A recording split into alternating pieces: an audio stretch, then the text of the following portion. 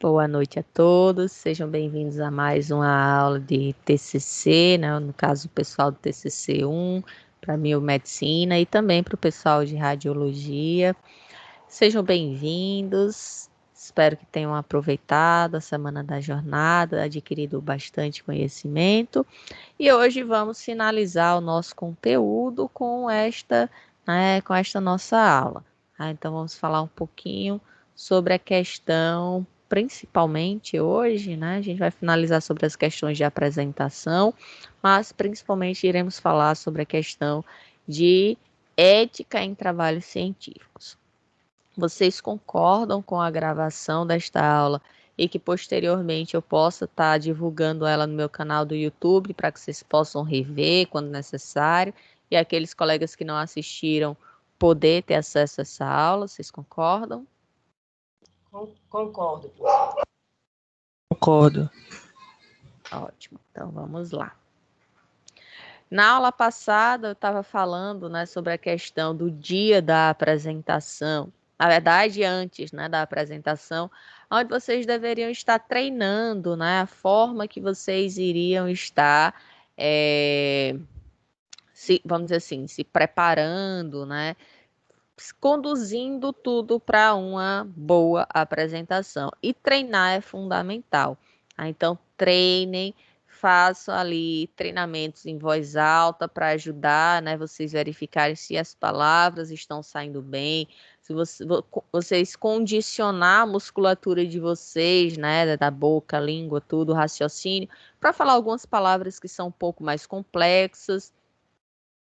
Também, né, identificar se a apresentação que você está fazendo está fluindo, né, de uma forma que seja compreensível. Elimine sempre que possível, né, aqueles textos desnecessários, né, então sempre elimine texto desnecessário, enxuguem o máximo possível os textos de vocês, deixem eles ali, né, apenas como um roteiro para que vocês possam estar guiando a apresentação de vocês. Tenham cuidado com a postura dessa postura, ela deve ser uma postura ereta, né? Você tem que estar bem vestido, você tem que ter cuidado com a questão do tom de voz que você utiliza, não falar alto demais, nem baixo demais, não falar, né, nariz empinado, então olhando para baixo. E aí, se você junta falar baixo demais e cabeça baixa, né, você está transparecendo ali para a banca que você não sabe de nada. Aí que você não se preparou, que você está totalmente, vamos dizer assim, desqualificado ali para fazer aquela apresentação. Então, eu sei que a vergonha existe, a timidez, o medo, né, por estar sendo avaliado, isso é normal. Nós somos seres humanos e isso acontece, né, conosco, né, com professores que estão ali apresentando todo dia aula para vocês. Então, a gente está sendo avaliado por vocês constantemente. E vocês acham que esse tremor nas pernas, né, essa ansiedade que vem cada vez que a gente vai adentrar numa turma nova, vocês acham que não acontece com a gente? Acontece da mesma forma, tá? Só que com a gente é pior, porque a gente vai estar diariamente tendo essa sensação. Aí vocês não, vão ser momentos pontuais. Cuidado na vestimenta de vocês. Eu estou só fazendo um resumo desse slide, tá? Porque a gente falou na aula passada. Então, vão bem vestido. Bem vestido não é usar roupa cara demais. Não tem nada a ver com isso, tá, gente? É usar um jaleco, né? Que o jaleco esteja passado, não esteja sujo. Usar uma calça, uma blusa adequada, não ir com chinelo de dedo, né? Se for utilizar uma maquiagem, que não seja uma maquiagem pesada. Ter cuidado com adornos também, para não ser nada muito espalhafatoso, chamativo. Então, é neste sentido que a gente fala, né? Usar do bom senso. E aí, no dia da apresentação de vocês, sei que vocês podem estar dizendo, é fácil, professora, falar, né? Ficar calmo. Então, lembre-se que a gente já passou por tudo isso, né? Nós, professores, também já passamos e, como eu falei agora há pouco, a gente passa constantemente por esse processo de estarmos sendo avaliados por vocês, certo? Então, não achem que é exclusividade de vocês estarem ficando nervosos, né? Estarem ali com as pernas bambas, tá? Isso é normal, tá? Então, não se preocupem. Como que vocês vão conseguir driblar isso? Estudando, treinando, fazendo por onde, tá bom? Então, fale pausadamente. Tenham cuidado, gente, com a fala de vocês. A fala de vocês é o que vai fazer com que as pessoas compreendam ou não o que vocês estão tentando explicar. No momento que você fala muito rápido, eu, por exemplo, eu tenho uma dificuldade gigantesca de compreender quando a pessoa está falando muito rápido. Então, vocês precisam ter o cuidado para que isso não ocorra, certo? Caso contrário, a banca, você pode estar comprometendo, né, o seu rendimento com a banca, porque simplesmente a banca não entendeu o que você estava querendo falar, porque você estava falando rápido demais, tá? Então, tentem, né? No momento que você treina, você consegue condicionar, né, a sua apresentação no tempo certo. Então, você vai cronometrar, certo? O ideal é sempre você, quando estiver treinando, você cronometre o quanto que você está apresentando. Então, da primeira vez, uma sugestão que eu dou, da primeira vez que vocês forem apresentar, você cronometre, mas apresente sem ficar olhando para o tempo, tá? Apresente tudo que você tinha planejado. E depois, quando você concluir, você olha quanto foi que você demorou para poder apresentar daquela forma que você tinha programado. Se você ultrapassou o tempo, então, você vai ter que dar uma enxugada ali na sua apresentação. Não é falar rápido para poder caber dentro daquele tempo. Não, que era o que eu estava falando agora mesmo. No momento que você fala rápido demais, você pode estar comprometendo a compreensão da sua apresentação. Demonstre segurança, tá? Então, pela sua postura, pela forma que você fala, a gente, né, nós professores, conseguimos absorver que você domina o conteúdo, tá? Cuidado na hora de gesticular, tá? Para não ficar, né, parecendo que tá dançando na boate, fazendo uma festa. Então, não gesticular demais. É natural a gente se movimentar, a gente tá, né, se expressando, vamos dizer assim, com as mãos, mas lógico, tudo dentro, né, de um certo limite. Não lembro se eu dei essa sugestão para vocês na aula passada, mas caso tenha dado, né, vai reforçar e se eu não tiver dado, é importante. A questão do laser, né? Então, tem gente que tem lá o passador disponível para poder estar fazendo a sua apresentação. E aí, por estar nervoso, né, deixa eu ver se vocês conseguem ver o laser aqui atrás. Então, se vocês estiverem vendo o laser ali atrás, então, pela pessoa estar nervosa, o que é que acontece? Muitas vezes ela vai ficar, acho que não vai aparecer na tela, mas ela vai ficar tremendo, né? E aí, professora, se eu for apresentar minha mão, ó, minha mão tá tremendo, vai ficar o laser lá balançando. Qual é a minha sugestão? Você pega, vamos supor que você seja destro, né? Então você pega a sua mão, ó, aponta para onde você quer, né? E coloca a sua mão esquerda embaixo, tá? Então você pega, faz isso aqui, lógico, né? Mais próximo ao corpo, eu tô só levantando aqui para que vocês possam ver. Então, apoia a mão esquerda sobre a direita e você consegue segurar um pouco mais, né? Aquela tremedeira que você vai estar tendo durante a apresentação, porque você está nervoso. Então, não leia, né? Apresente. Então, os slides, gente, como eu falei, ele deve servir como um roteiro para a apresentação de vocês. Ele deve servir ali para auxiliar para que vocês não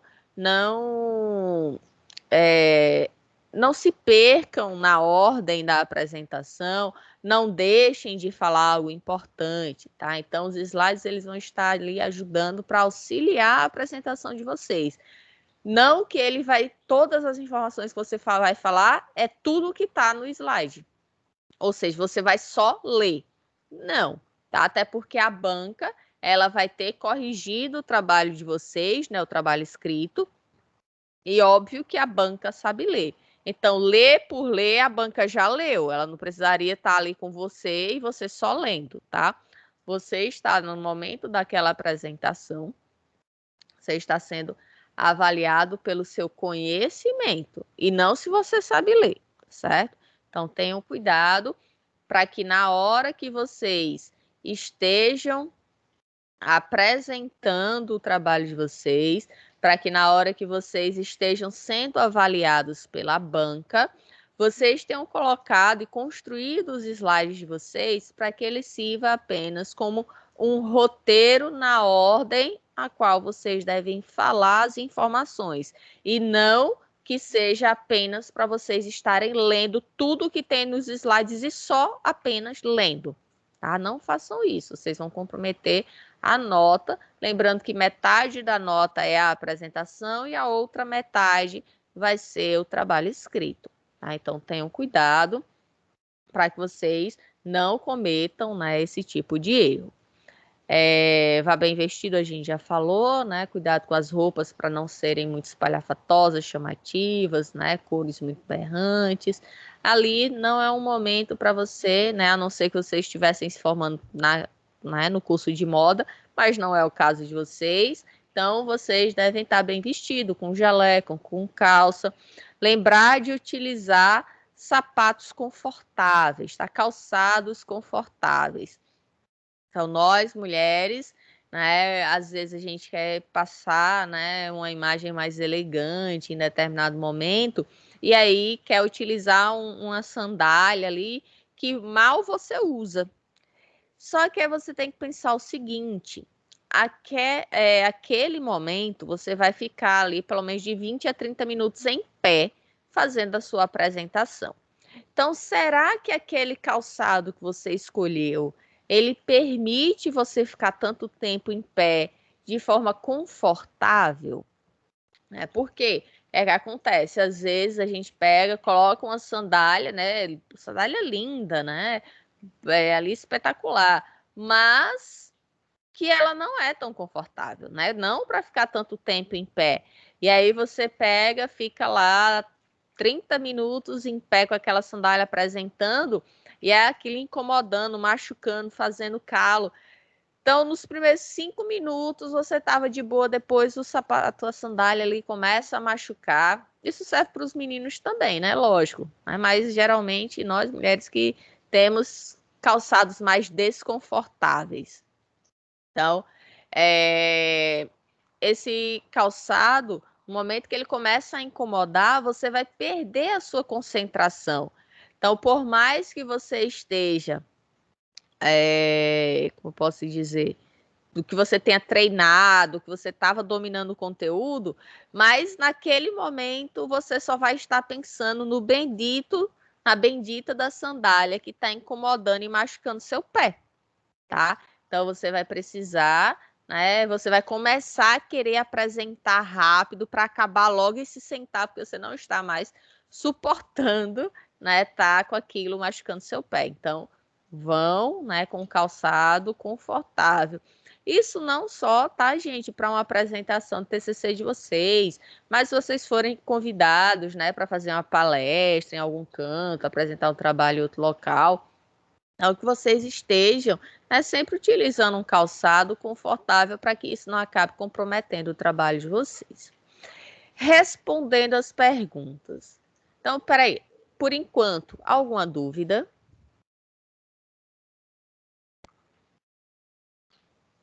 Hein, gente?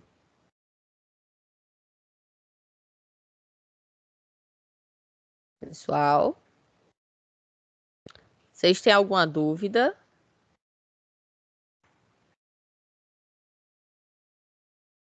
Gente, todo mundo caladinho. Vocês estão assistindo a aula ou só fizeram ligar?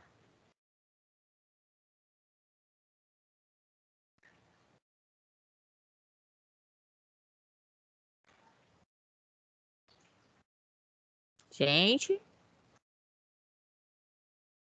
Professor, Oi.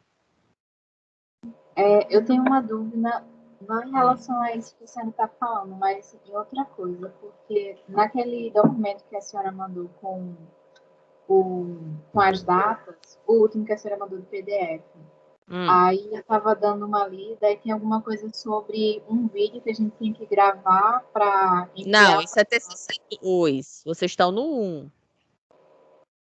Então, um vai ter que apresentar também ou é só no 2? Não, eu já falei isso aqui para vocês. Vocês vão só enviar o trabalho escrito. Certo. Aí no TCC2 vai ter esse vídeo, que vai ser a nossa apresentação, com tudo isso que a senhora está explicando. Calma. A questão do vídeo é porque a gente está na pandemia. Entendi. Certo? Normalmente. Pode continuar. Normalmente é a apresentação oral, né, em sala. Porque eu fiquei na dúvida se a gente ia apresentar na faculdade ou se ia ser por videochamada, mas tem que esperar resolver, né, professora, essa situação. Como que é?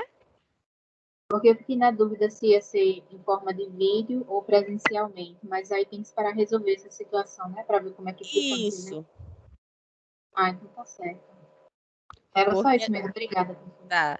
Porque assim, a gente tá num momento atípico, né? Eu tô passando as informações de como fazer uma apresentação oral, vamos dizer assim, no geral, tá?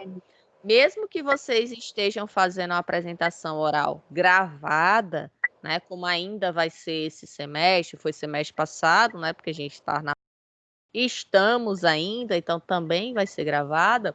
Mas todas essas dicas que eu estou dando aqui, elas vão servir para uma gravação também. Então, você ter postura, você se vestir. Por exemplo, você não você vai estar gravando, né, possivelmente em casa. Aí você pega, tá de pijama. Eita, vou gravar meu TCC. Aí você, lógico, não vai estar de pijama gravando na sua apresentação. Tá? Então, a vestimenta, bota o jaleco para fazer a gravação, certo? Mesmo se for, né, virtual.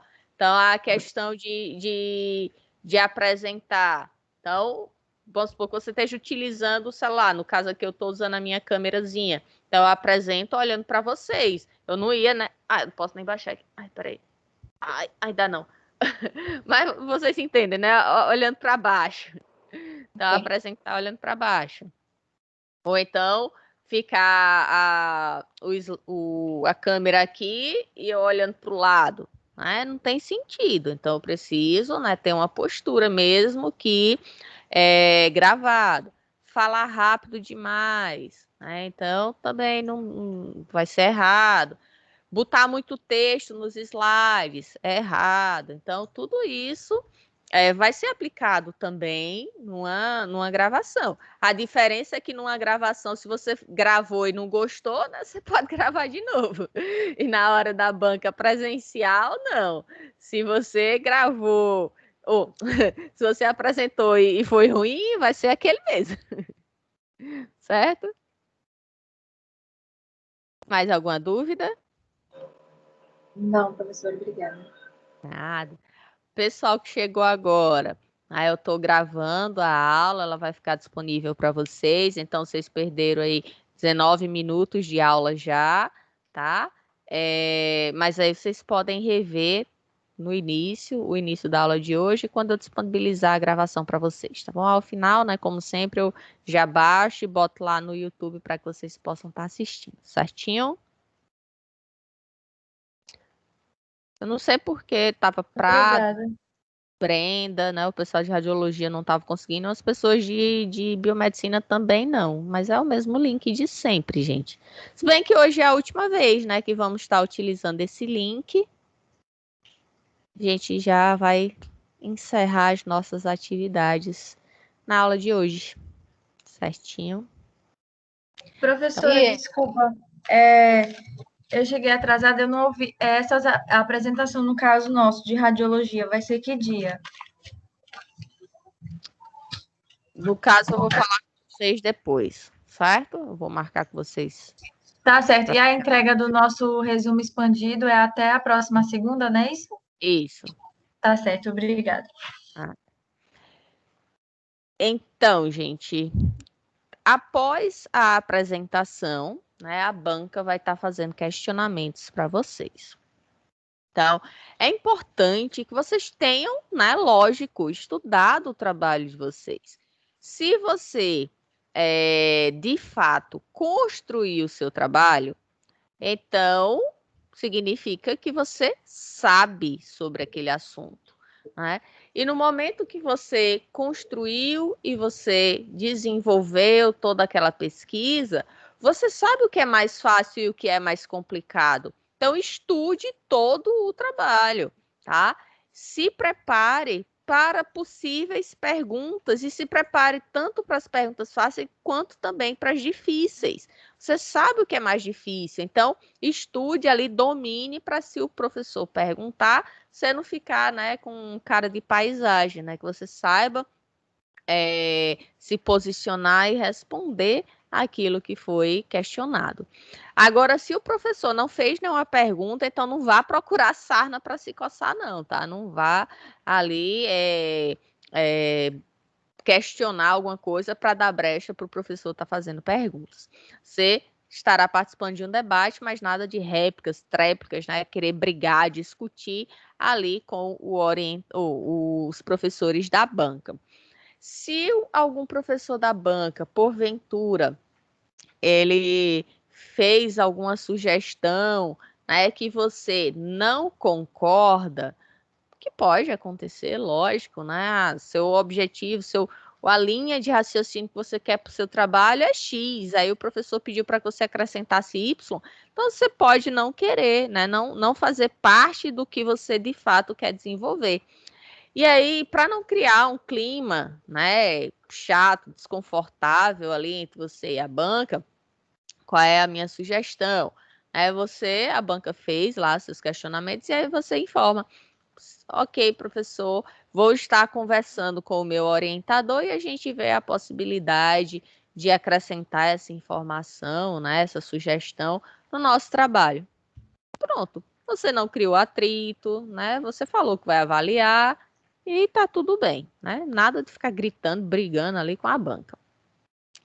E aí a gente falou, né, desde os primeiros dias de aula, que ciência é para ser compartilhada, né? Graças a isso a gente tem tanta tecnologia e tantas informações, né, na atualidade. Então os conhecimentos eles são repassados e através disso a gente consegue aperfeiçoar técnicas, a gente consegue desenvolver, né, vários estudos, curas de doenças, técnicas, por exemplo, para a gente poder utilizar a internet.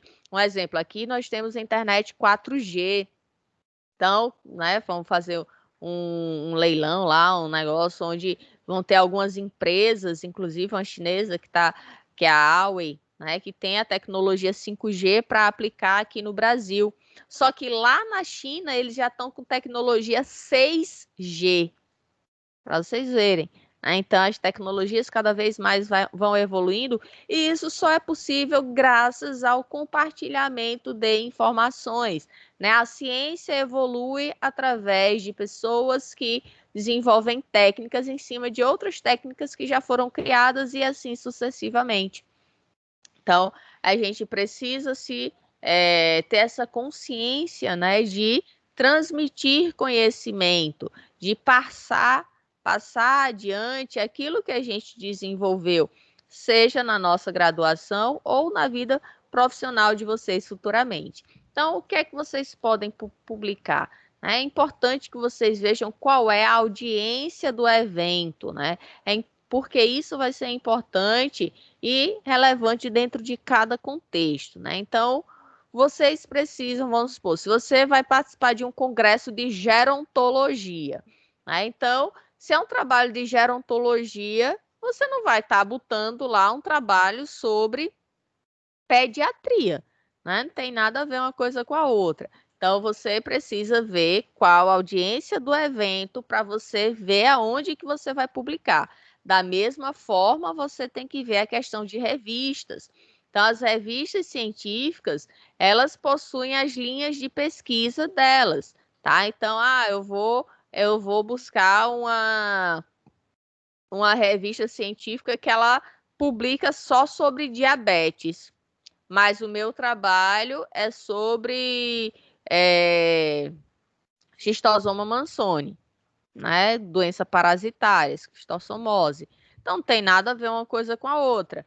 Então, eu preciso ver, né, qual é o meu trabalho e dentro do meu trabalho verificar quais são as revistas, os eventos que eu posso estar publicando, tá? E por que eu devo publicar? Pela questão da troca de experiências, né? Então, graças a pessoas que publicaram, que trouxeram as experiências dela, trouxeram seus resultados, é que você hoje consegue trabalhar, né, da forma que você tem disponível hoje, com todas as tecnologias, as técnicas e assim por diante. O aprendizado vem muitas vezes do uso de técnicas e observações do estado da prática. Então, várias pessoas, elas pegaram aquele conhecimento que elas adquiriram trabalhando, né, exercendo a sua atividade, então suas atividades práticas, e aí pegaram aquela experiência e colocaram, né, num artigo e publicaram. Dessa forma, outras pessoas elas passaram a ter conhecimento de que aquela técnica, por exemplo, é mais é o ideal para determinada circunstância do que aquelas outras técnicas que eram conhecidas até então. Então, a ciência ela serve para compartilhar conhecimentos sistematizados. Isso a gente viu desde a nossa primeira aula.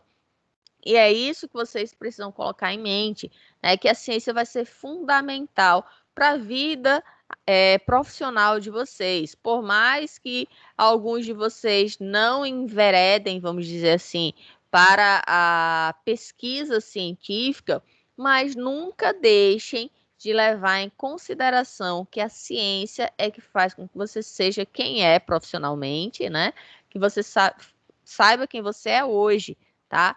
Se você para no tempo, se você não se atualizar mais, né? Você se formou hoje, daqui a 10, 15, 20 anos, com certeza, muito do que você fazia não será mais utilizado, né? Então, você precisa sempre estar estudando, você precisa estar buscando conhecimentos dentro da área de vocês, para que vocês não fiquem ultrapassados e com isso você acaba perdendo o mercado de trabalho, né? Então, muita gente acaba deixando de ter oportunidades simplesmente porque se estagnou, né? Parou no tempo e no espaço ali e não quer mais pesquisar, estudar, nada. Acha que porque se formou, não precisa mais ler, não precisa mais pegar num livro, não precisa mais estudar, né? Ler um artigo, não precisa mais fazer nada disso.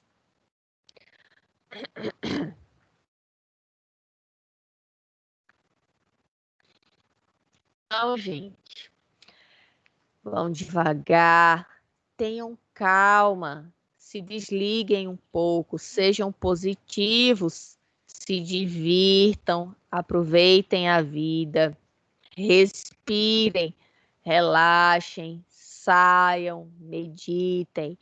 Isso é apenas o TCC, né? O trabalho de conclusão de curso de vocês, é uma etapa da vida acadêmica de vocês, assim como foi todas as outras disciplinas, desde o P1 lá, com todas as inseguranças que vocês, porventura, poderiam ter em estar num curso superior, estar chegando ali muitos vindos do ensino médio, outros, né, já parado de estudar há bastante tempo. Então, toda aquela insegurança, incerteza, né, que vocês tinham e conseguiram ultrapassar, né? Chegaram até aqui, já próximo da conclusão do curso de vocês. Isso também vale para o TCC, é só mais uma etapa. É uma etapa, precisa se você se dedicar? Sim. Precisa estudar? Sim. Tudo vai depender de você, mas também não é para vocês morrerem, né? E não fazer mais nada da vida de vocês. Tudo se faz com organização. todas as dicas, né, de como elaborar o trabalho, eu dei aqui na aula para vocês. Então, nosso TCC1, eu ensinei do início ao fim como vocês fazerem o trabalho todo, não apenas o projeto. Nas normas, né, que eu enviei para vocês desde o início, eu enviei agora há pouco novamente, né, existe tudo que é de TCC1, tudo que é de TCC2, apesar de que existem pessoas, né, arrancando os cabelos dos orientadores ali, professora, eu não sei se isso tem TCC1, TCC2, então tenham calma, gente, parem, respirem, relaxem e leiam as normas. Vai estar tudo lá. No TCC1, então, o que é que a gente tem no TCC1? Só abrindo um parênteses aqui. A gente vai ter capa, contracapa. Folha de aprovação não vai existir no TCC1, tá? Só no 2. Aí a gente tem aquela folhinha que tem o resumo, né? Que tem o nome de você, o título do trabalho, o nome de vocês, a identificação de quem é aluno, quem é orientador.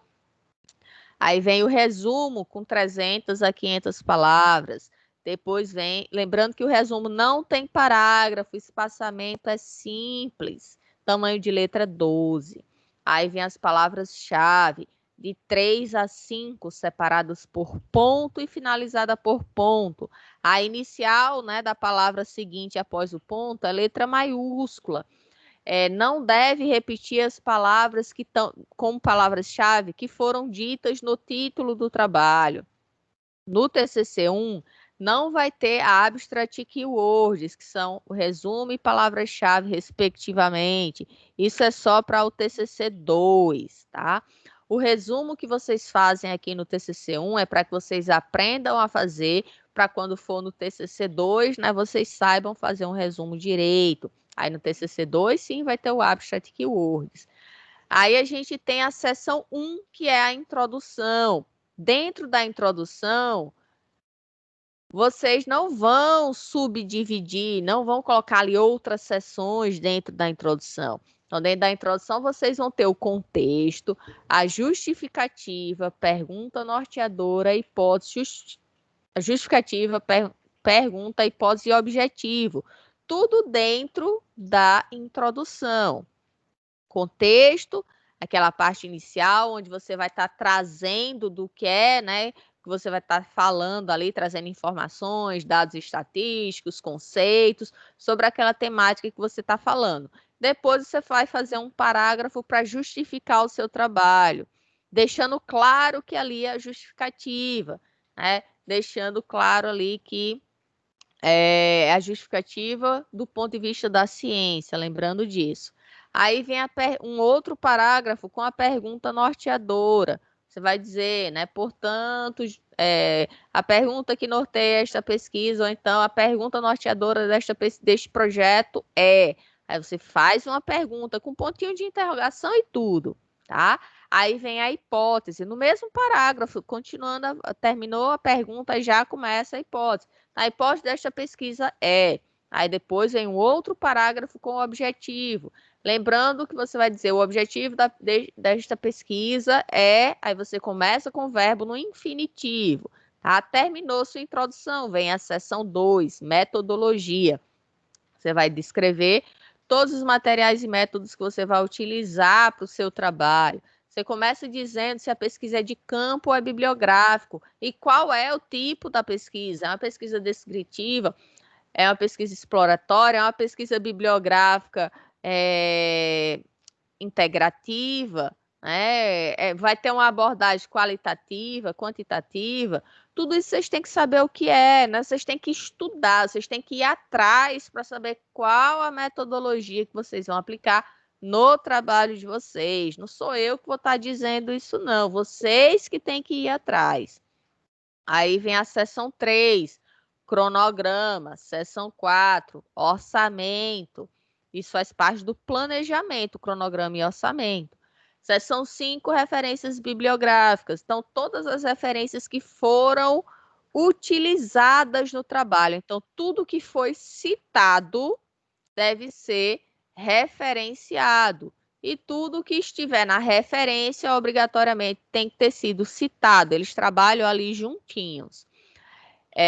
Se você vai fazer uma pesquisa de campo, onde você vai estar trazendo algumas informações, alguns documentos que a gente vai falar daqui a pouco, então você traz anexos e apêndices que você vai colocar depois das referências bibliográficas, tá? E aí você encerra o seu projeto, tá? Terminou o TCC1.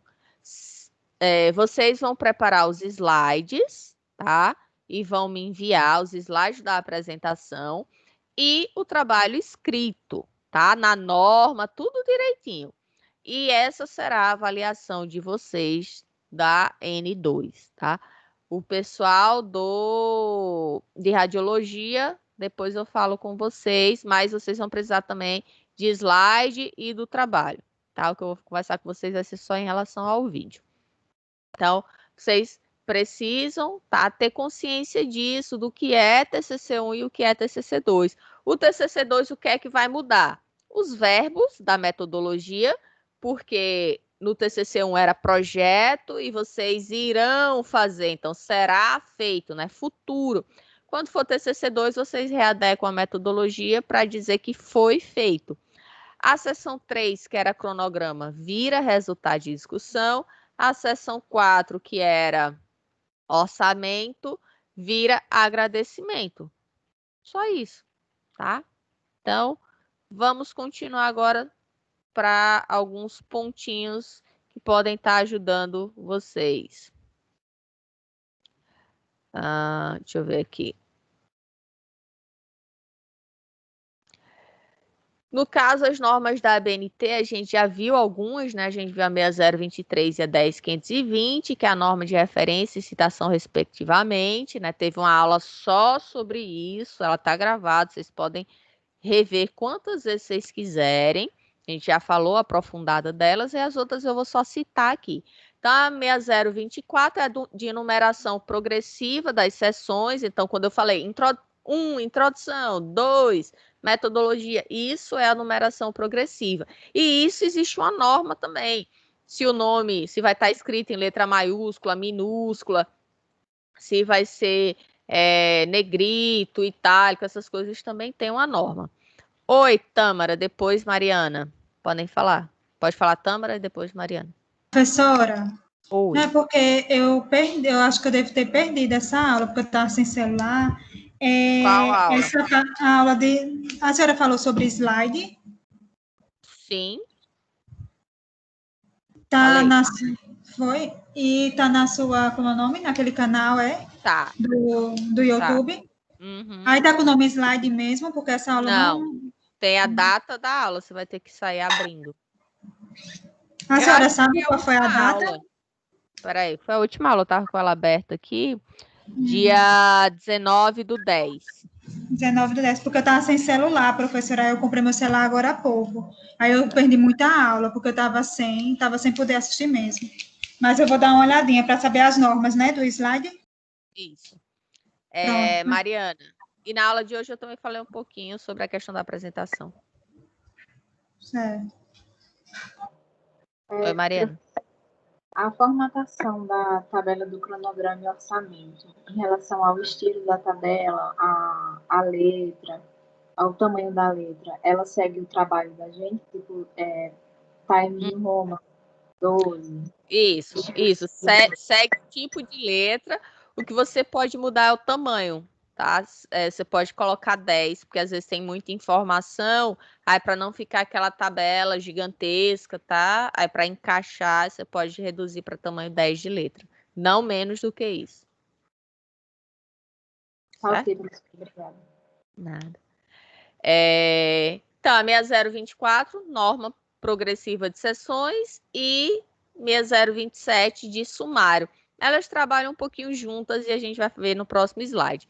A de resumo, a 6028, querendo ou não, a gente já falou, né? Não tem parágrafo, não tem citação, o espaçamento é simples.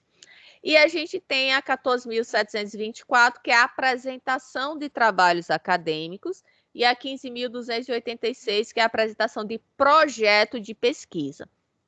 a gente está fazendo trabalho no formato de artigo. Então, a gente não utiliza essas duas últimas normas, tá? Mas eu trouxe aqui caso, né, vocês se deparem com alguma situação que solicitem que vocês construam um projeto seguindo a norma da ABNT. Então, vocês vão lá, já sabem qual é a que deve consultar, 15.287, tá? Para poder estar elaborando ali, vamos supor, se você vai fazer um mestrado, alguma coisa do tipo, e eles estiverem utilizando essa regra. Então, a norma progressiva de numeração progressiva de sessões e a de sumário, a 6024 e 6027. Esta é a forma que vocês devem escrever, tá? Cada uma dessas sessões e sessões primárias, secundárias, terciárias e assim por diante. Então, na primeira sessão, né, a sessão primária, ela deve vir todas elas com letra tamanho 12, tá? Mas na sessão primária, ela vem toda em maiúsculo e em negrito. Já na seção secundária, toda em maiúsculo, sem negrito. Seções terciárias, apenas a inicial maiúscula, o resto tudo minúsculo, em negrito. A quaternária, inicial maiúscula, o resto tudo minúsculo, em itálico, sem negrito. A quinária, alíneas e subalíneas, tudo minúsculo, sem destaque nenhum. Como a gente faz um artigo curto, né, de no mínimo 10 a 20 páginas para o TCC2, tá? Agora no TCC1 vocês não vão ultrapassar umas 10 páginas, contando desde a capa até o final, não vai ter 10 páginas. Então, não caberia a gente estar utilizando, né, muitas sessões, tá? E dificilmente vocês vão chegar a uma sessão quaternária.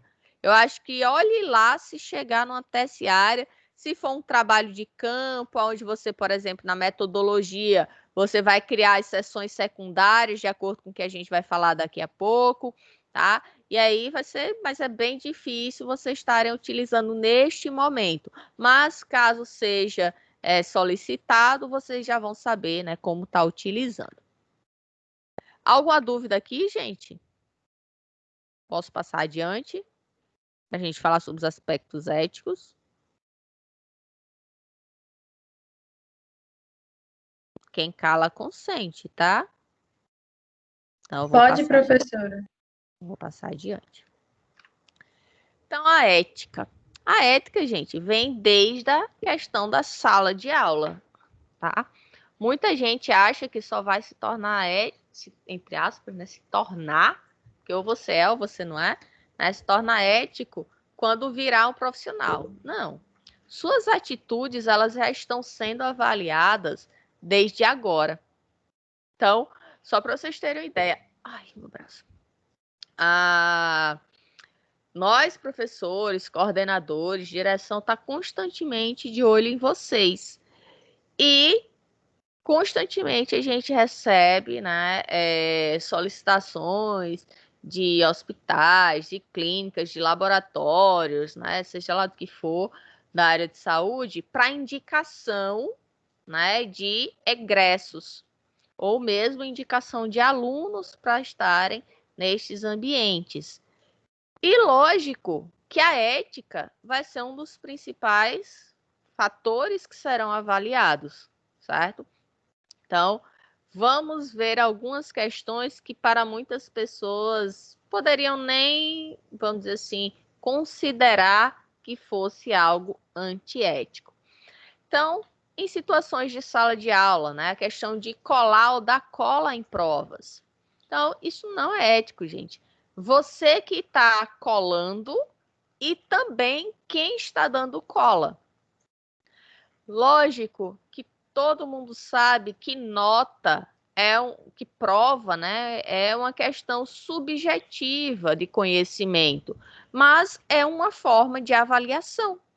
Então, por exemplo, você pode estar indo para a faculdade agora e você, vamos supor que a gente tivesse, né, de forma presencial, normal, aí você estava indo para a faculdade realizar uma prova, aí você sofreu um acidente de carro, aí tinha, vamos supor, sua mãe, sua irmã com você no carro, teve que ir lá para o hospital e você foi para a faculdade para fazer a prova.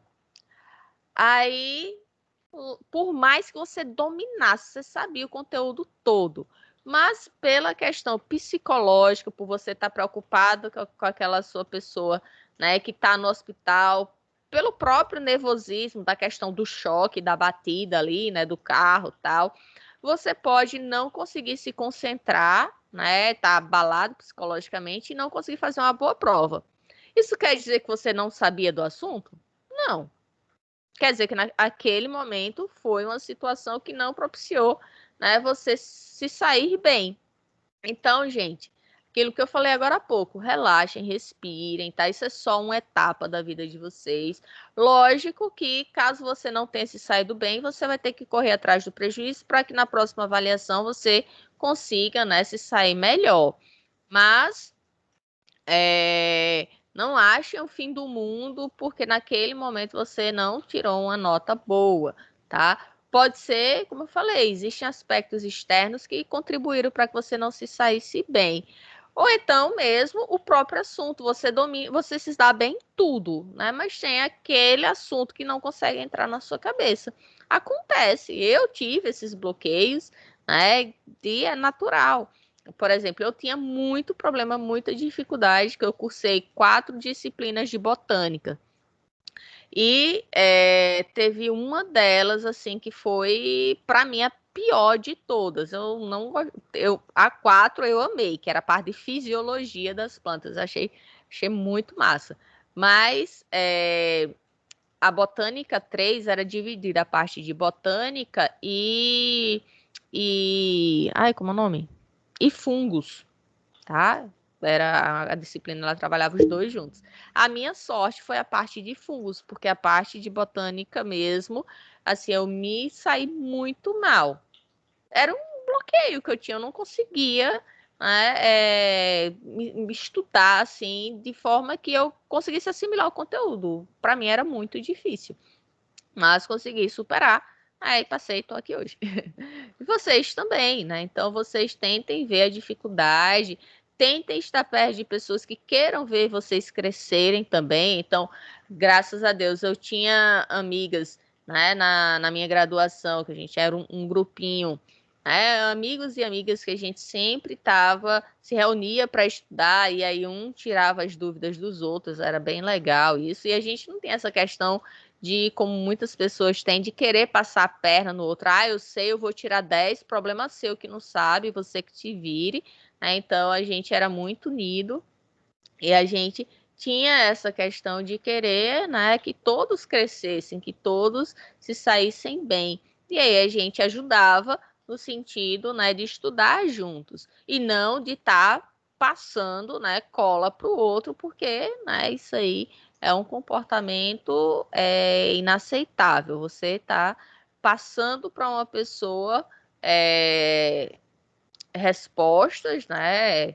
Ele vai ter uma nota ali a qual ele não tinha capacidade de obter, tá? Por N fatores. Então, tenham cuidado. Não plagiar trabalhos, né? Vocês estão no TCC agora, imagine vocês fazendo plágio. Reprovação, tá? Não tem para onde, é reprovação. O mínimo, tá? Como a gente já falou desde as primeiras aulas, o menor problema de um plágio é a reprovação. Então, não trapacear, né, nas leituras e listas de exercício que os professores passam. Então, algo tão simples como a norma do TCC, teve gente que até hoje não leu. Né? Então, vocês precisam fazer a parte de vocês. Então, vocês acham que estão enganando quem quando o professor passou uma atividade para vocês, e aí, para vocês lerem um artigo, para vocês debaterem em sala, para vocês fazerem uma resenha, um resumo, seja lá o que for. Vocês acham que vocês estão enganando quem? Quem é que precisa aprender? Nós, professores, que passamos aquela atividade para vocês? Ou você que está em formação e que será um futuro profissional? Hein, gente? Acho que vocês, né? Então, você não está enganando ninguém, não. Você está enganando a si mesmo, tá? Então, que tipo de profissional você quer ser? Se com uma simples leitura né, ou um simples exercício, você já tenta burlar, copiar do colega, você está se enganando. Aquele conhecimento, gente, a formação de vocês é algo contínuo. Então, vai desde as primeiras aulas, lá no P1, até as últimas. Então, tudo que vocês vivenciam na academia, né, na graduação, vai ser útil. Se não fosse útil, não precisava da disciplina, tá? Não sobrecarregar os colegas de grupo. Eita, que tem muita gente assim, né, no TCC. Então, existem trabalhos de grupo que eu tinha falado que isso ia acontecer desde o primeiro dia de aula. Disse, ó, gente, tenham cuidado, né, se vocês forem colocar pessoas para fazer o trabalho com vocês. Então, escolha pessoas que tenham a mesma afinidade, pessoas que tenham o mesmo compromisso que vocês. Tem gente que fez trabalho em dupla que, assim, era mais do que claro que uma pessoa, duplo ou trio, né, que uma pessoa sabia, que dava para perceber que aquela pessoa realmente estava construindo o trabalho e a outra estava só se escorando. Ou seja, a pessoa de quem está com a nota de quem está construindo o trabalho baixou. Para o outro foi ótimo, porque a nota dele subiu, né? Que ele não sabia de nada, então a nota do outro compensou. Então, você quer levar essa pessoa nas costas até quando? Você quer, né, que aquela pessoa ela esteja disponível no mercado de trabalho, assim como você, mas ela nunca se dedicou, ela nunca se preparou para estar no mercado de trabalho concorrendo com você? É justo isso? A gente sabe que a vida não é justa, mas você está se auto-sabotando no momento que você pega e faz isso. Ah, mas é meu amigo. Não é não. Se fosse seu amigo, estava sentando com você, estudando e querendo crescer junto com você. E não querendo se aproveitar de você, certo? Não assinar a presença por colegas. Eita, que isso também é comum. Não é não, gente? Cuidado, tá? Isso pode ser considerado falsidade ideológica. No momento, por mais que você não esteja tentando falsificar, né, a letra exatamente da pessoa, mas no momento que você assinou pelo outro, isso é considerado falsidade ideológica, mesmo que não tenha intenção. Então, às vezes, um colega, vamos supor, a lista de frequência, tá lá embaixo, tá lá no final da sala, aí uma pessoa lá da frente, ei, fulano, assina aí meu nome, por favor, eu já tô de saída. Aí você pega, assina. Você cometeu um crime, certo? Outra situação é que você pega, que é falando da parte criminal, né, algo mais grave. Você pega um colega, ligou para você, ei, fulano, hoje eu não vou para a aula, aconteceu um imprevisto aqui, inventa uma desculpa para você, aí pede, né, ei, por favor, tu pode assinar a lista por mim? Aí você vai lá de besta, pega e assina. Aí vamos supor que a pessoa cometeu um crime. Aí o álibi dela quem era? Não, eu estava em sala de aula. Confira lá a lista do professor, se meu nome não está assinado. Aí realmente estava. Mas com a letra de quem? A sua, que assinou para aquela pessoa. Na hora que forem comparar, que vê que a letra é sua, você vai entrar no processo como cúmplice, por mais que você não soubesse de nada. Até se provar que você não sabia, né? Então, olha a sarna que você pode estar arrumando para se coçar. Então, cuidado, gente. Tá? Às vezes pode parecer besteira, um simples ato, mas vamos começar a ser éticos, né? E trabalhar da forma correta. Então, é necessário que vocês deem crédito, né, quando usar trabalhos de terceiros. Aí vem a questão das citações, sempre vocês colocaram a informação que for de outra pessoa, que o TCC de vocês basicamente vai ser dessa forma. A contextualização é toda baseada em citações, né? Então, vocês precisam estar fazendo isso de forma adequada, porque agora vocês vão estar sendo cobrados. Muitas vezes pode ter sido passado, né, desapercebido ali, a questão de exigência de outras disciplinas, de estar realmente seguindo, né, isso aí, mas agora não tem para onde correr, não. Vocês não citando, isso é plágio. Plágio é crime e, como eu falei, o menor dos problemas é a reprovação. Então, a vida é feita de decisões e escolhas. cabe vocês decidirem qual caminho que vocês querem seguir na vida e na vida profissional de vocês. E aí a gente entra, né, na questão da pesquisa, da ética na pesquisa. Nós temos, né, o Comitê de Ética e Pesquisa lá na Santa Emília, a qual eu sou a coordenadora atualmente, tá?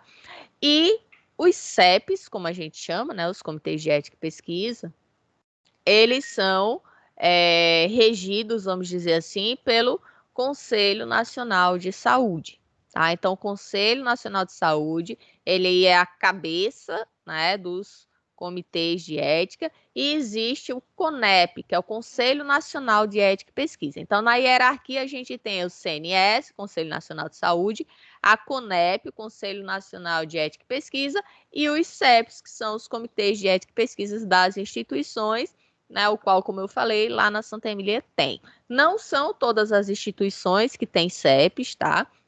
O da Santa Emília foi um dos primeiros daqui da Paraíba, né, e está atuante até hoje. Em 2012, foi criada a Resolução 466. Esta resolução, ela trouxe uma inovação na questão de submissão de trabalhos para avaliação do Comitê de Ética. Quem necessita enviar trabalho para o Comitê de Ética? Todas as pessoas que vão fazer pesquisa de campo que envolva pessoas ou dados de pessoas. Tá? Quem for trabalhar com animais, existe um conselho específico, né, de ética para pesquisa com animais, mas a gente está falando na nossa área aqui, né, na nossa realidade. Então, pesquisas na área de saúde envolvendo seres humanos. E aí, essa resolução 466, ela, junto com ela, foi criada a Plataforma Brasil, que é uma plataforma online que permite a submissão dos trabalhos para os CEPs, o que agilizou, assim, de forma considerável, né, a forma que os trabalhos, eles ficavam no trâmite ali de aceitação e aprovação das pesquisas.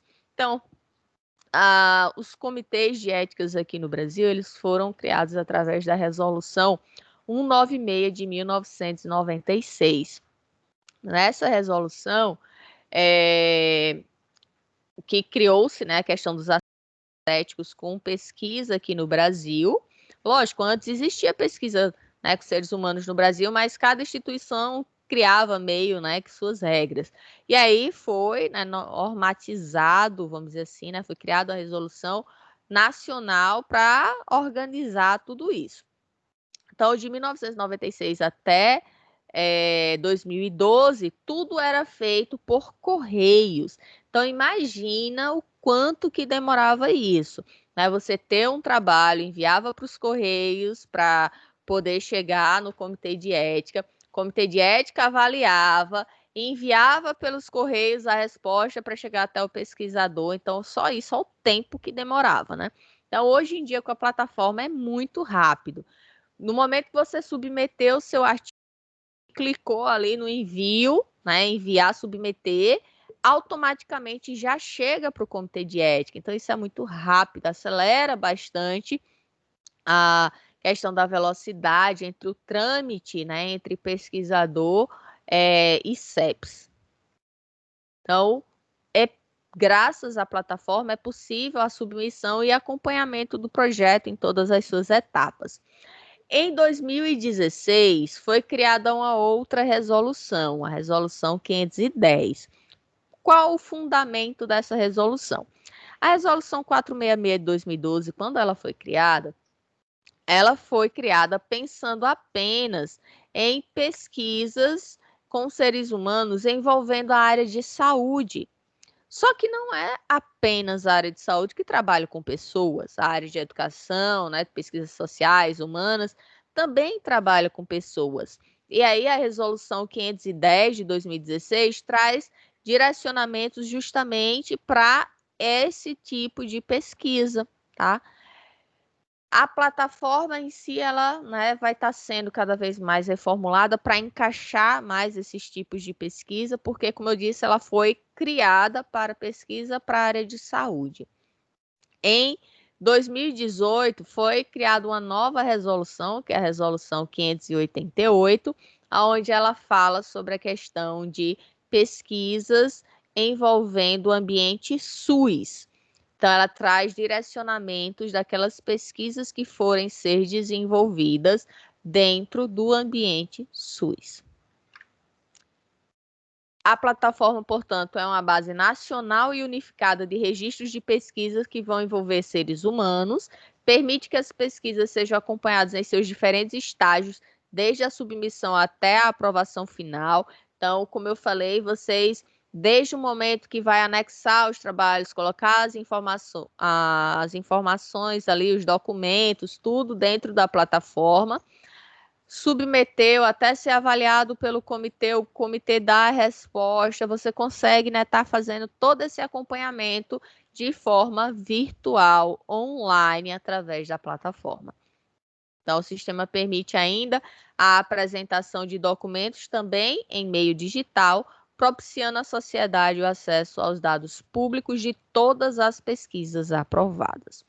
Pela internet, é possível a todos os envolvidos o acesso por meio de um ambiente compartilhado, as informações em conjunto, diminuindo de forma significativa o tempo de trâmite dos projetos entre todo o sistema CEP e CONEP. Então, a plataforma ela é pública, tá? Qualquer pessoa pode ter acesso às pesquisas que foram submetidas. Para submeter trabalho, é necessário que o pesquisador ele seja formado.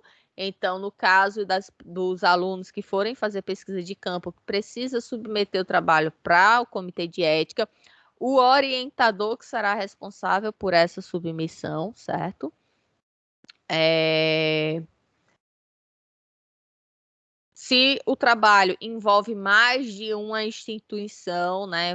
Vamos supor, estou fazendo uma pesquisa aqui que envolve a Santa Emília, envolve a UFPB, envolve a USP e a UFMG.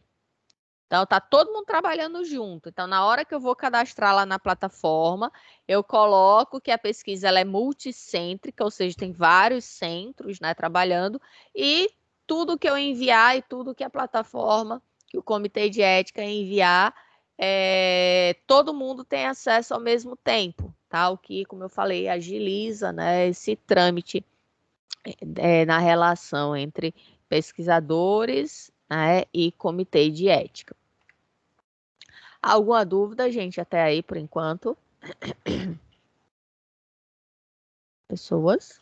Não, professor, o que foi no seu pescoço? Não, professora. Meu pescoço? Sabe o que é isso?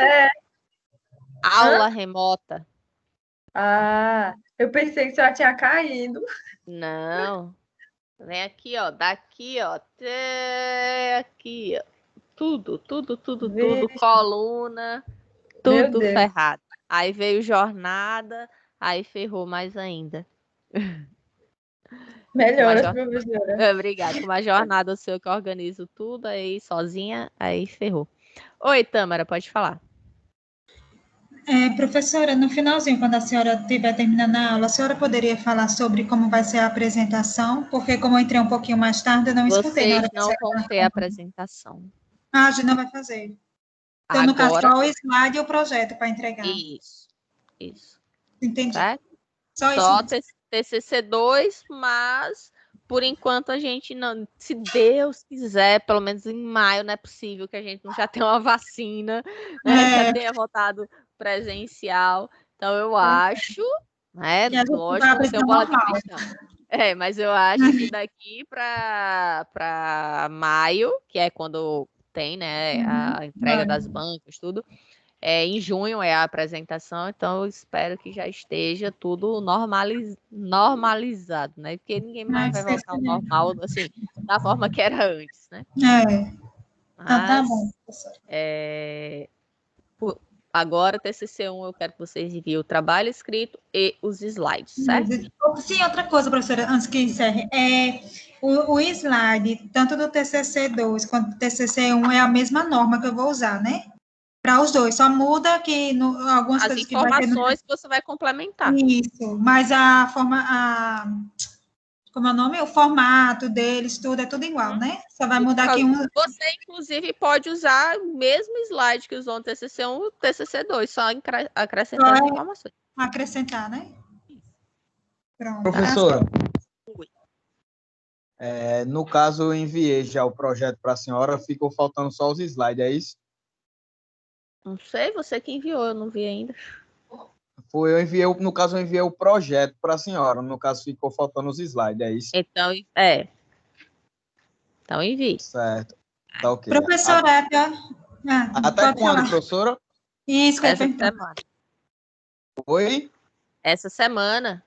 Pronto, tá certo, tá ok. Então. Até segunda, Obrigado. professora? Dia 23? Eu estava Até dia 23. Né? Deixa eu ver. Deixa eu ver quando é dia 20. Não é 23. até segunda-feira. Isso. Tá? Então, vamos lá. Prestem bastante atenção, gente, nessa parte aqui, tá?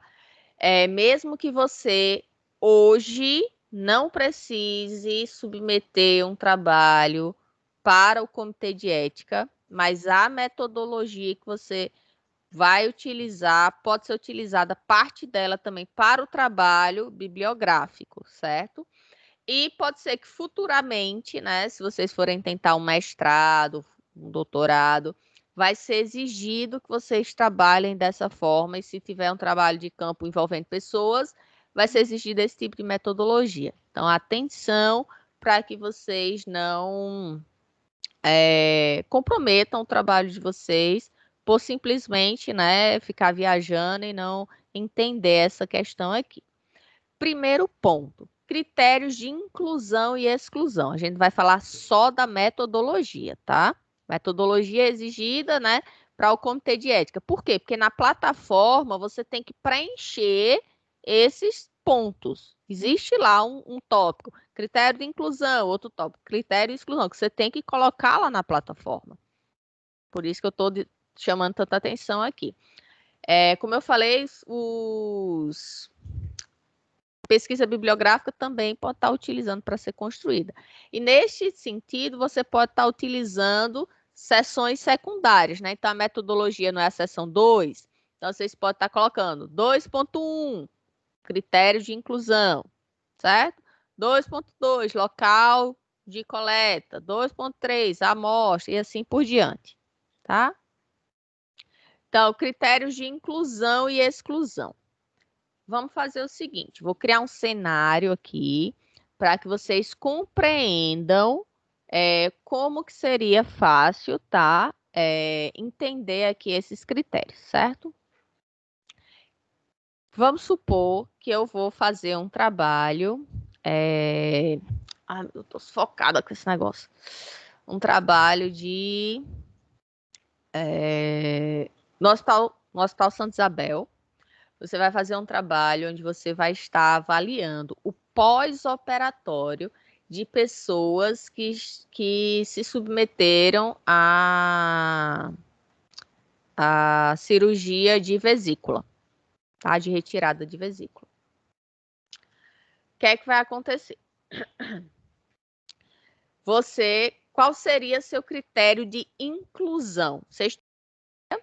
Então, minha pesquisa, eu quero avaliar o pós-operatório de pessoas que fizeram cirurgia de vesícula.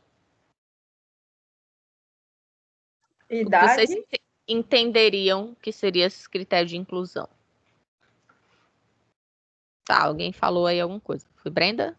Idade, acho que idade... O que exatamente da idade? O que é que eu colocaria como idade? Botaria uma faixa etária de idade, porque dependendo da idade, tem vários fatores no corpo humano que muda, né? Tipo, dos 50 para o 18 tem uma diferença grande. Então, eu incluiria esse fator como sendo importante para fazer a pesquisa. Por idade, colocaria a faixa etária 18 a 20, vamos supor. Então, quem vai definir isso? Vocês. Tá? Lembra que você vai ter a justificativa do seu trabalho, pergunta norteadora, hipóteses objetivos. Então, para a sua pesquisa, é importante a faixa etária? É importante determinada faixa etária, tá? Vamos supor, eu vou fazer essa pesquisa pegando o gancho da Brenda. O meu critério, um dos meus critérios de inclusão vai ser maiores de 18 anos. Por quê? Porque primeiro que o Hospital Santa Isabel não é um hospital geral, não é um hospital pediátrico, tá?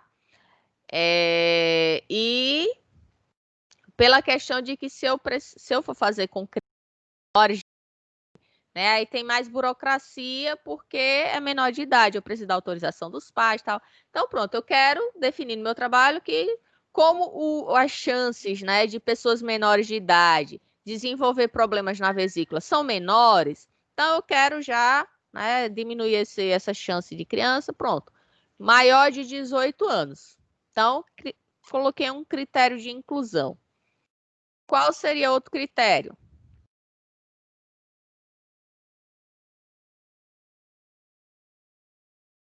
Se seria avaliado o pós-operatório de homem ou só mulher? Dependendo do meu estudo, eu posso definir isso. Eu posso escolher, eu quero só estudar homens, ou então eu quero só estudar mulheres, certo? Eu posso colocar isso. Tudo vai depender do quê? Do que eu estou querendo investigar, certo? Mas vamos supor que o sexo aqui para esse meu estudo não faça diferença. Eu vou pegar os dois sexos, tá? Então, critérios de inclusão, por enquanto, maiores de 18 anos. Outro critério de inclusão é pessoas que façam cirurgia de vesícula. Não é o que eu estou querendo investigar? Poderia ser se o paciente também tem algum tipo de doenças crônicas, né, professora? Porque caso ele apresente alguma complicação pós-cirúrgica, o que levou a essa complicação? Segura essa sua informação. Isso não seria critério de inclusão. Não? Inclusão, não. Inclusão é quem vai participar da minha pesquisa. Tá? Mas segura aí. Segura essa informação. Então, pessoas maiores de 18 anos e pessoas que façam cirurgia de vesícula. Porque lá no Hospital Santa Isabel tem vários tipos de procedimento cirúrgico. Eu quero só aquelas pessoas maiores de idade que fizeram cirurgia de vesícula. Entender o critério de inclusão. Critério de inclusão são aquelas pessoas que vão estar dentro da minha pesquisa. Entendeu? Alguma dúvida até aí? Uma pesquisa bibliográfica. Artigos em português.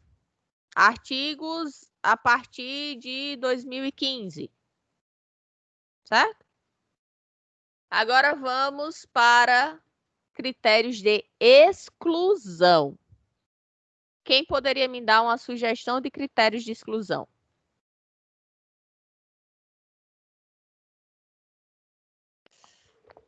Eu vou dizer de doenças crônicas, né? Já que não se encaixou como inclusão. Certo, então segura aí. Brenda, quer falar alguma coisa? Não, acho que um critério de exclusão seria pessoas com algum tipo de deficiência ou com alguma coisa que tirassem elas do padrão que eu fosse colocar. É quase o que o William falou. Alguém quer acrescentar mais alguma coisa? Eu acho que de exclusão são pessoas que estão dentro dos critérios de inclusão, mas tem alguma coisa a mais que pode afetar no resultado da sua pesquisa. Vou dar um exemplo aqui e vocês me dizem se está certo ou errado. Critérios de exclusão, menores de idade. Tá certo? Não. Certo. Eu acho que tá Tá certo, certo. professor. Eu acho que Não tá certo. está Tá certo, porque não são maiores de 18? Não. No meu critério de inclusão, não já disse que era maior de idade?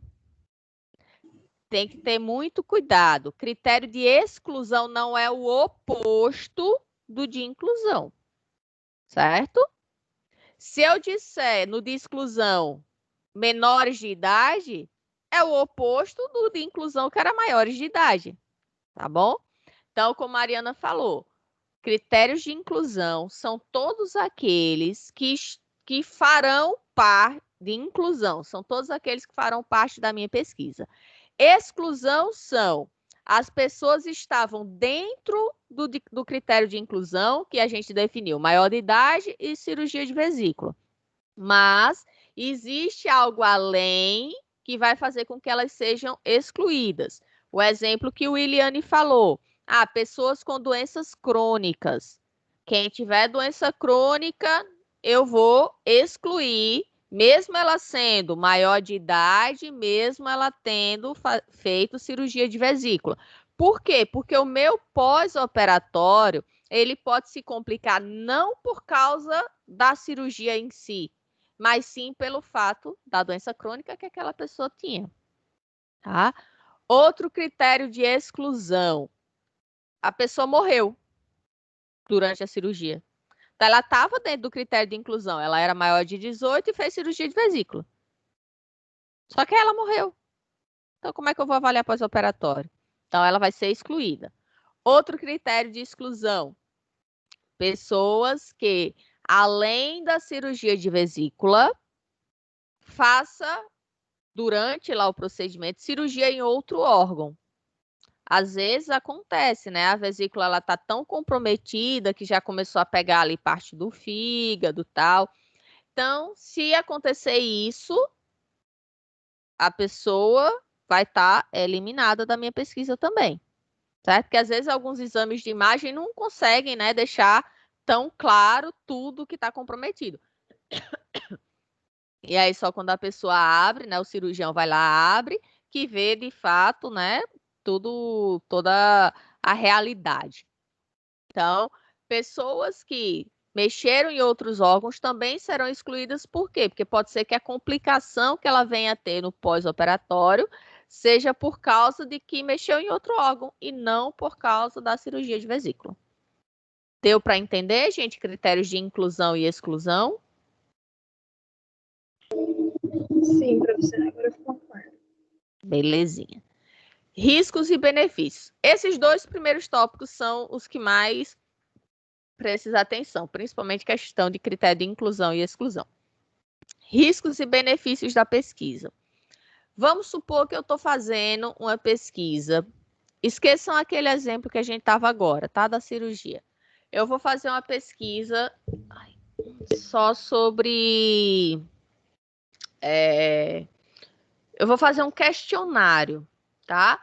Onde eu vou lá, tem as minhas perguntas, eu entrego para a pessoa, né? Ela aceitou participar, tudinho. Aí eu vou lá, tem as minhas perguntas, eu vou fazer as perguntas para a pessoa, ela vai responder. Pronto, minha coleta de dados vai ser só isso. Só ela responder aquelas perguntas. Existe algum risco nesse trabalho?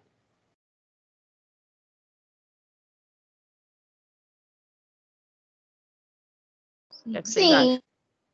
Qual?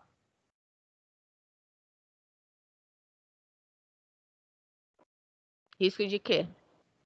O assunto pode ser alguma coisa que deixe, algum assunto que ela não queira responder, que deixe ela, por exemplo, toque algum ponto que ela fique, que prejudique o psicológico, alguma coisa assim. Alguém mais? Parece que Mariana já assistiu a aula das outras turmas. Não, Não, se tiver assistido também não tem problema não, reforça o conhecimento. Hein, gente? Mais alguém tem ideia? Vamos lá, que vocês estão lentos hoje, hein? Foi só passar uma semana. Professora, me desculpe, é porque eu estava vendo o grupo de radiologia e eu não me liguei na pergunta. O que seria o risco de uma pesquisa aonde eu vou estar só passando um questionário para a pessoa responder? Qual seria o risco dessa pesquisa?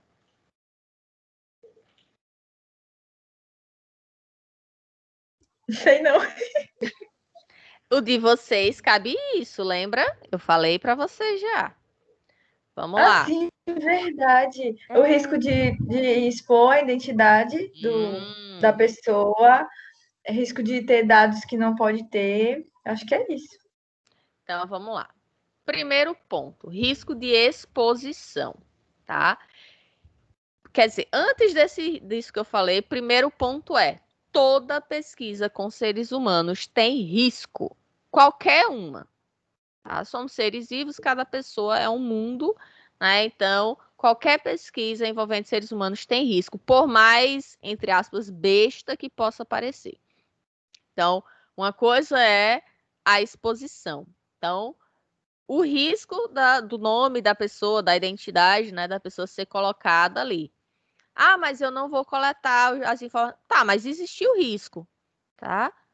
Então, existe o risco mínimo de exposição, porque o risco ele é quantificado em mínimo, moderado e alto. Então, o risco mínimo de exposição. Aí, sempre que você disser o risco, você tem que dizer como que ele será evitado, tá? E o que é que você vai fazer para que evite isso, né? Ou minimize, ou caso ele se concretize, qual atitude você vai tomar. Porque isso tudo tem que estar nos documentos do TCLE, que é o termo de consentimento, né? Que a pessoa vai aceitar fazer parte da pesquisa. Ela tem que estar ciente quais são os riscos da pesquisa.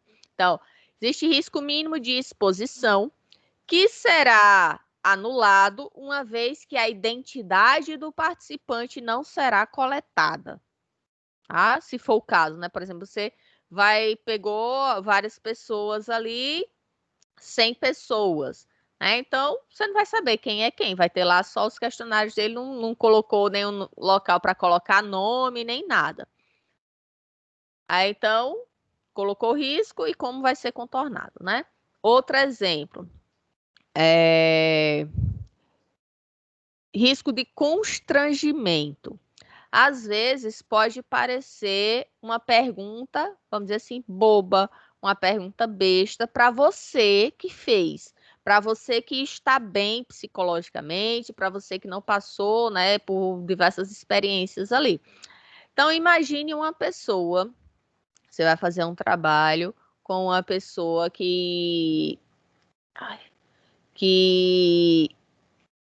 passou pela perda de um bebê, né? A mulher estava grávida, o bebê nasceu e logo em seguida morreu.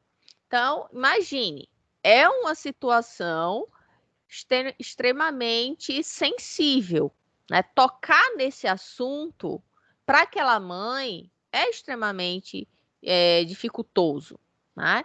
Então, imagine, dependendo da pergunta que você vai estar fazendo ali, aquela mãe vai estar revivendo vários sentimentos que para ela, né, podem ser muito difíceis. Então, você precisa deixar claro que existe, aí nessa situação, vamos supor que você esteja querendo avaliar a depressão pós-parto, né, após perda de um bebê. Então, aí já não passa a ser mais risco mínimo, já passa a ser de moderado a alto, tá? É melhor você errar por exagerar do que por diminuir o risco, tá? Vamos supor, o risco é moderado, aí você pega, bota mínimo. Então, o trabalho vai voltar para você corrigir a avaliação desse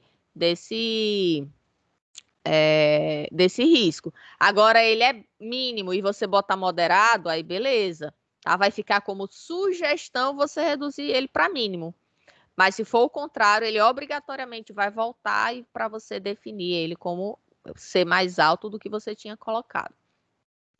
Então, o risco, prestem atenção, não é o risco para o pesquisador, o cientista que vai estar fazendo a pesquisa, tá? O risco vai participar da pesquisa. Sempre né, a gente vai focar no participante. Para vocês terem uma ideia, a gente já avaliou um trabalho, eu não lembro se era uma síndrome, uma doença, tá? Já faz muito tempo, acho que foi 2014, 2015, eu não lembro. Faz bastante tempo. E aí, esse trabalho, como eu disse, falava sobre uma síndrome ou doença, eu vou considerar aqui sendo uma síndrome, tá? Só para ficar mais fácil quando eu for falar. E aí, uma das perguntas que existia no questionário era: você acha que o problema que você tem, a síndrome que você tem, é um castigo divino?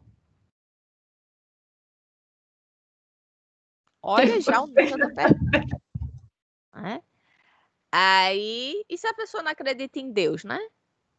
Aí vem outra pergunta, que aí foi mais grave ainda, né? Na verdade, uma foi somando para outra que, assim, ficou inadmissível esse trabalho ser aprovado. Você já pensou em suicídio por ter essa síndrome?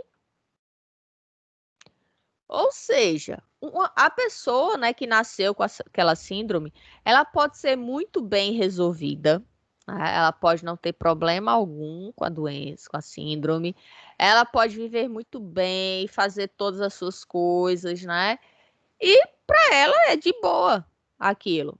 Aí você faz um trabalho onde você pergunta se se ela considera como sendo um castigo de Deus. E se ela já pensou em suicídio por ter aquela síndrome? Ou seja, a pessoa pode começar a pensar, meu Deus, será que o que eu tenho é tão grave, né?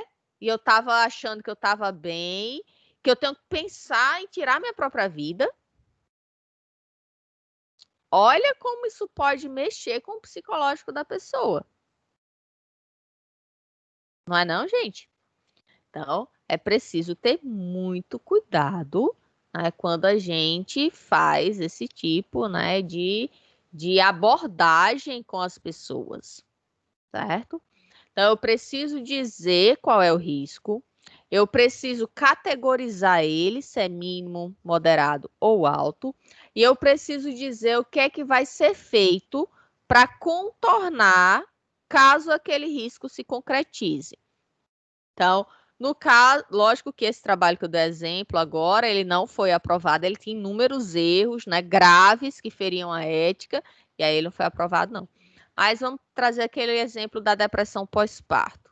Então, se você estiver fazendo o trabalho num hospital, né, numa maternidade, então fica mais fácil de você já ter um atendimento, né, no próprio hospital. Então, você pode dizer, como hospital, né, já vai estar sendo na maternidade X, caso ocorra, né, algum constrangimento, algum desconforto ao responder as perguntas, a participante ela será encaminhada ao setor de psicologia do hospital, certo? Então vocês vão dizendo, né, o que é que vai dar de assistência, o que é que vai fazer para que aquilo não se agrave, né? Para que aquela situação, caso ela se concretize, que ela seja minimizada.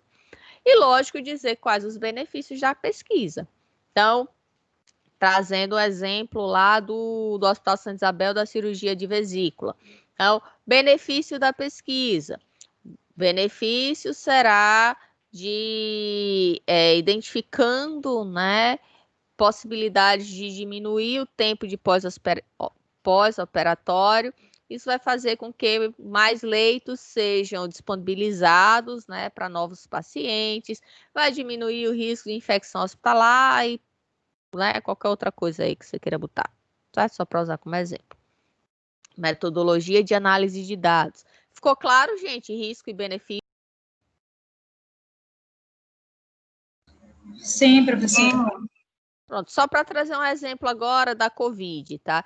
Essas pessoas que estão fazendo parte da pesquisa com a vacina, então, elas foram esclarecidas, né, que inclusive existe risco de morte, né, porque como é uma vacina que está sendo desenvolvida ainda, não se sabe, né, os possíveis efeitos colaterais.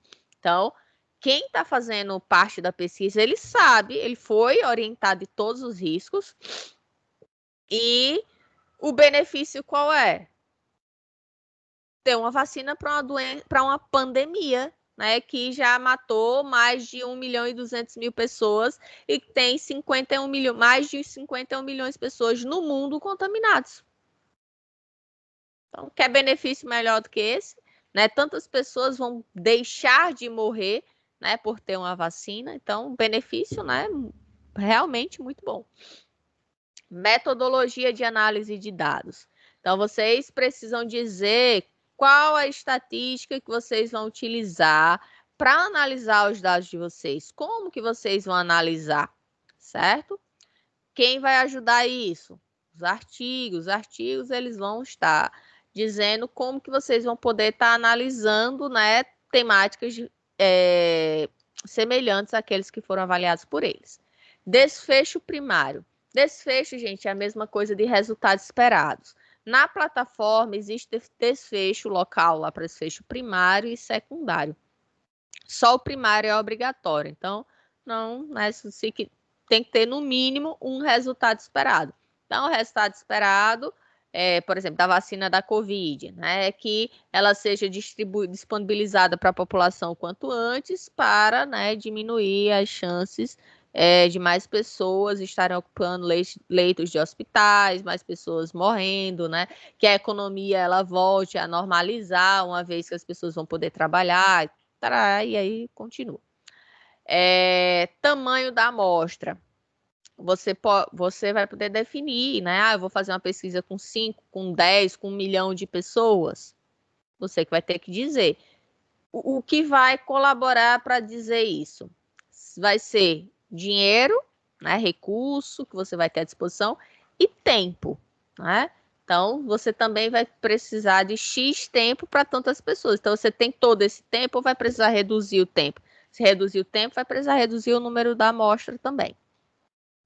Termo de consentimento livre e esclarecido, ou TCLE. É o termo onde vocês devem elaborar ele em forma de convite, né, para a pessoa poder participar da sua pesquisa.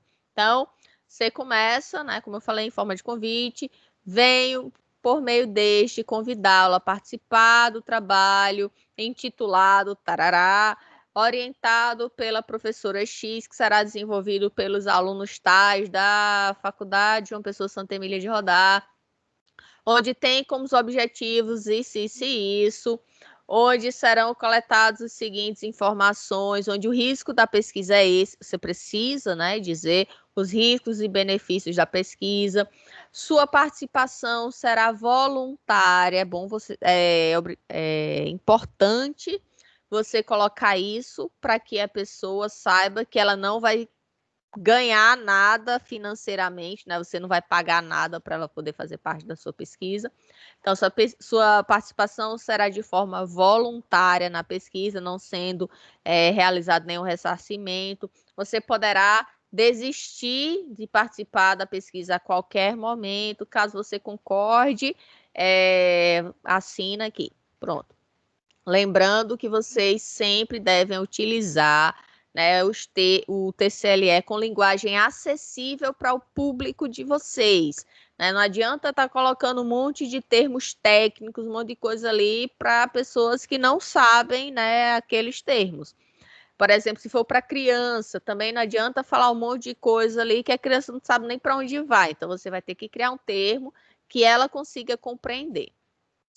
Se você for utilizar for fazer a pesquisa com o público em geral, tanto pessoas alfabetizadas quanto não, você vai ter que fazer a leitura para aquela pessoa e vai ter um espaço para ela colocar a digital dela, tá?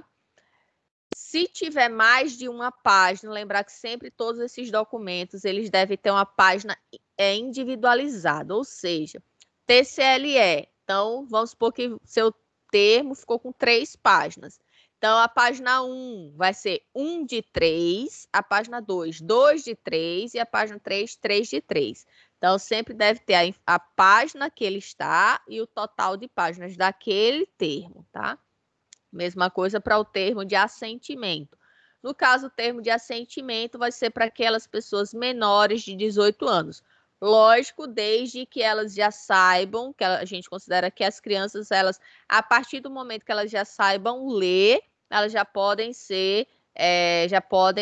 ter o termo de assentimento. Caso contrário, bebezinho, né, criancinha ali muito pequenininha, aí é só o responsável que vai autorizar a pesquisa. Caso seja crianças que já tenham uma certa compreensão, então os pais, os responsáveis vão ter que autorizar e a criança também ou o adolescente, né, também vai ter que permitir, né, que você faça a pesquisa com ela. Termo de anuência ou carta de anuência. A carta de anuência vai ser um documento que vocês vão elaborar quando você for fazer uma pesquisa em alguma instituição, por exemplo, eu vou fazer uma pesquisa num hospital, num PSF, num laboratório, numa faculdade.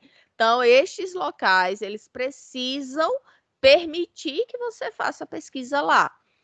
É o único termo, ele e o TCU-D, que é o próximo, tá? Que precisa estar assinado antes da submissão.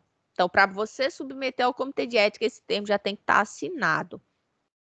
Essa carta de anuência, ela vai ser em papel timbrado da instituição. Então, você envia o documento, mas na hora da impressão vai ser no papel timbrado deles. Deve ter a assinatura e o carimbo com o número de CNPJ, né, do responsável por aquela instituição. Todos os trabalhos vão ter carta de anuência? Não. Num trabalho que você vai fazer, por exemplo, na casa do participante, não tem carta de anuência, só vai ter TCU-D. Eu não vou trabalhar com menores de 18 anos, então não tem termo de assentimento, tá? Então, esses termos, eles vão variar de acordo com o tipo de estudo que você for ter. Termo de consentimento para uso de dados, TCU-D.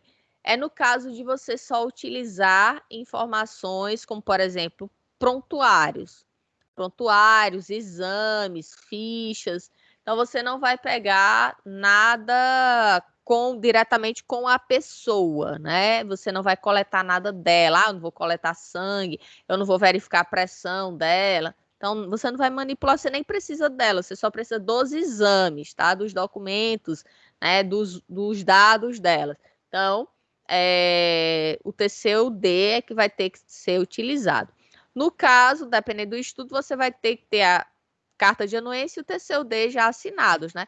Eu vou trabalhar no hospital onde eu quero todos os dados das pessoas, vamos supor, com diabetes de 2010 a 2020. Então, o hospital vai autorizar você fazer a pesquisa lá e o hospital vai autorizar você ter acesso a esses dados. Então, por isso que esses dois documentos já têm que ter assinado. TCLE e termo de anuência só vai ser assinado, você só vai buscar as pessoas para fazer parte da sua pesquisa depois que o trabalho for aprovado pelo comitê de ética. E aí, na plataforma é obrigatório ter o orçamento e o cronograma. Alguma dúvida, pessoal? Dúvidas? Não. Não? Então, vamos continuar. Então, uma vez enviado ao CEP... Oi? Tá tudo certo, professor. Tá ok. Beleza. Então, uma vez enviado ao comitê de ética, né, pela plataforma, que é tudo online, como eu falei antes, o projeto não poderá mais ser editado pelo pesquisador, a menos que após análise do CEP. E aí, né, caso sejam solicitadas alterações. Ou seja, traduzindo, se eu estou enviando o trabalho para o comitê de ética, cliquei lá no enviar final. Aí, quando eu cliquei, droga, esqueci de conferir. Ficou faltando eu anexar um documento. Você não vai poder mexer em nada mais naquele projeto, tá? Só quando chegar lá no comitê de ética, o comitê avaliar, ver que está faltando um documento, aí ele retorna para você. Aí no que ele retornar, aí você pode anexar aquele documento que ficou faltando, certo? Então, alguns documentos, né, anexos obrigatórios da plataforma. Lógico que isso, como eu falei, vai variar de acordo com o trabalho, né, de vocês. Oi, Mariana, pode falar. O orçamento. O meu trabalho, por exemplo, eu não gastei nada, nem vou gastar nada para fazer ele. Aí o orçamento eu não faço ou coloco... Obrigatório fazer o orçamento.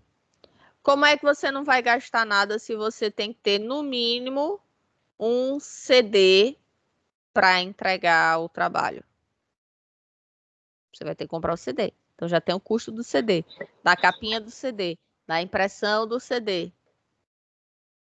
Mas aí no TCC1, eu já coloco que eu vou... No orçamento do TCC1, eu já Lembrem-se, orçamento e cronograma é do trabalho inteiro, de agosto até junho. Cronograma e orçamento é tudo. Por isso que é um planejamento. Certo?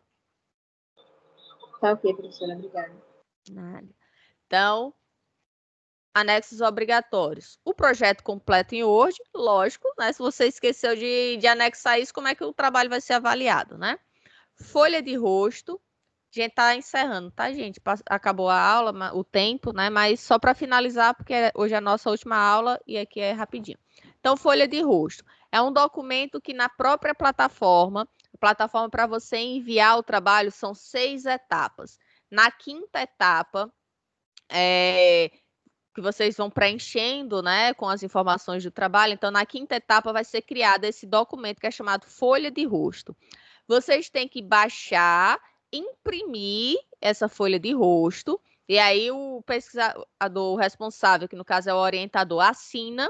No caso de vocês que estão fazendo a pesquisa, né, para o TCC da faculdade, então o orientador precisa enviar para a direção da faculdade para aprovar também, assinar.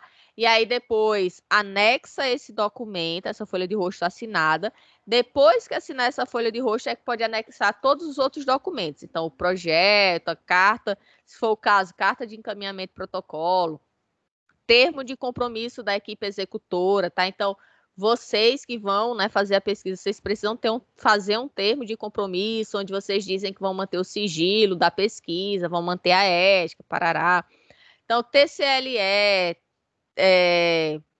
TCUD, carta de anuência, termo de assentimento, isso, lógico, se for o caso do seu trabalho. Cada documento desse vai poder variar. E pronto, certo? Então, sim, modelo de questionário ou, né, instrumento de coleta, se você for fazer uma entrevista, um questionário. Então, quais são as perguntas que você vai fazer? Isso precisa ser anexado, porque isso é avaliado também, tá? Que vai ser justamente, a gente vai ver, né, se as perguntas são absurdas ou se realmente tem sentido dentro do trabalho. Então, gente, fiquem com Deus, por hoje é só, nós encerramos a nossa disciplina por aqui, tá? Espero que vocês tenham podido absorver o conteúdo aí de forma, né, a construir um trabalho com qualidade, certo? Aguardo os projetos de vocês na próxima semana, com os slides, e que aí vocês consigam sucesso e nota boa. Oi, Tâmara. Só uma perguntinha. Ai, meu Deus. Quanto é que está valendo o projeto e o slide? Ou os dois juntos formam uma nota só? Ou cada um tem uma nota separada? Os dois juntos vão ser uma nota. Vai ser uma nota só, certo. Certo? Oi, Lourdes. Tchau, professora. Melhora. Obrigada. Então, gente... Boa logo. Tô querendo, mas voltando a dar aula agora de novo, não vai ajudar muito, não. Então, gente, boa noite a todos. Brenda, depois eu falo com vocês, tá? Agora, depois? Não, depois eu mando mensagem para vocês. Eu pensei que ia ficar aqui pra gente se falar. Mas não, depois, né? Mulher, eu não tô aguentando mais, não. Minhas costas aqui estão latejando. Tá certo, então. Boa noite, professora. Tchau, tchau. Melhor. Valeu, professora. Boa noite. Professora, você não vai colocar o vídeo hoje? Já vou baixar aqui, já vou disponibilizar essa aula. Como eu sempre faço. Certo. Obrigado, professora. Certo? Nada, porque vocês perderam o início. Professora, né? boa noite. Melhoras, viu? Obrigada, gente. E boa melhoras aí também, professora. Tchau. Tchau. Então, até semana que vem a gente pode entrar aqui. Se vocês tiverem alguma dúvida, a gente tira, tá bom? Tchau.